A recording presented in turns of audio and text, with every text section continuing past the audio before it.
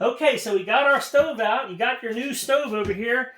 And here's the old hose where the other stove was. Got our valve turned off for safety. Now come on back and take a look at this stove. Oh, wait a minute. Wait a minute. What the heck is this? Some paper on the back of this thing. Propane conversion instructions. Okay, so I guess we need more than a simple crescent wrench to get this thing done. Got parts in here. Got instructions.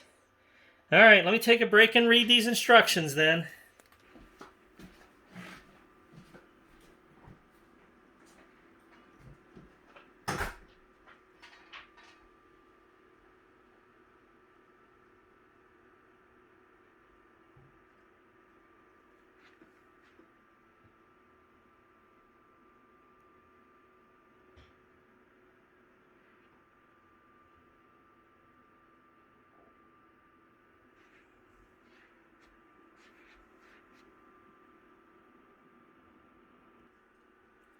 Okay, so I'm back.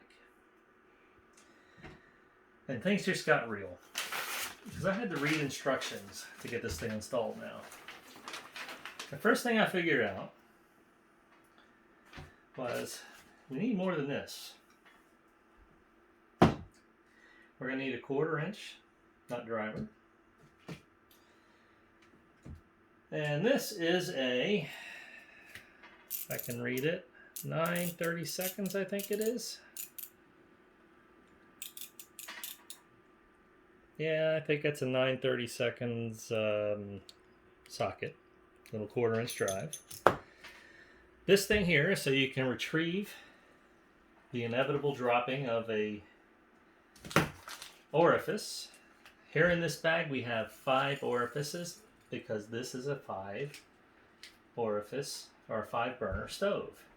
And they got a big one in here too, so it should go to a single oven burner. If you have 2 oven burners, like a broiler or something, you probably have a second one of these. But in this model, that's what we got. So, what we'll do is we'll take out our 5 burner orifices, and you'll notice that in the instructions they have various locations, markings on the top, right front burner, left front burner, orange, yellow, another set of numbers on the top for every single one of these orifices. That's very important. So you're going to want to keep track of each one of these, and you're going to look at the little number that's on the top right here. You got to get really close to look at it, or you can look for the colors on the side. I think I saw one with a color, so there's one with a little piece of paint on the side of it. So these colors or the numbers. Thank God there are colors and numbers. Okay, so what we'll do is we'll go out front here, and we'll go ahead and grab all of these burner pieces off the top. That was the griddle burner. This is the right side burner set, and this is the left side burner set. Set all of that stuff aside. Now, once you know which ones you're going to work on these orifices, we'll start here with the left front orifice. And what you're going to do is you're going to want to carefully unscrew the one that's in there.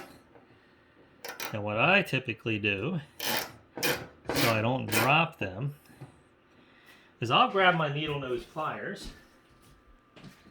long needle nose pliers.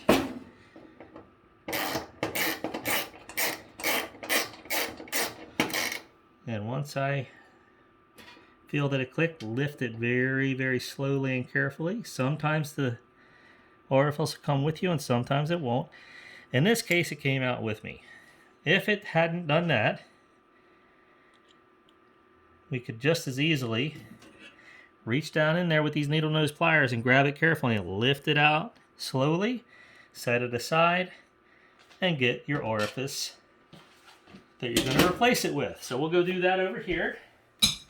You might want to know what I brought bought the scissors over here for. It's so that I can safely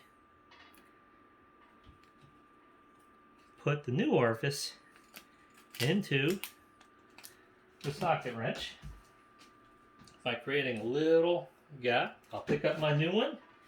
Okay.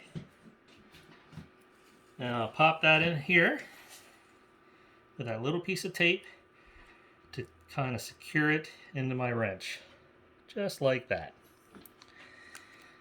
It's easier to handle this as a long screwdriver type. And we'll go ahead and screw that in. Just get it finger tight. Lift it off. Now you can grab your piece of tape and get that out of there. Done with the tape. Then we can go ahead and tighten this up the rest of the way so it doesn't have any gas leaks. And that's how you change these guys out. And you have one here, here, here, here, and here. I'll come back and when I finish these up, because they're all done exactly the same way as I just did this one. Okay, so the next thing we're going to do is this set of instructions here, which is to convert the regulator from natural gas to propane. Means you have to take this cap off, and you have to take this cap off of the regulator, if there's one back there. Natural gas is with the button facing downward. Propane is with the button facing upwards. So let's take a look and see if we can find that. Okay, so this model doesn't have an exposed regulator. Everything looks like it's on the inside. So let's go around the front and take a look. Okay. Yes, okay, so basically what we have here is the regulators behind that piece of metal. The nice thing is it's only got the one screw there holding that cover in, so I'll go grab the 1/4 inch nut driver and take that off.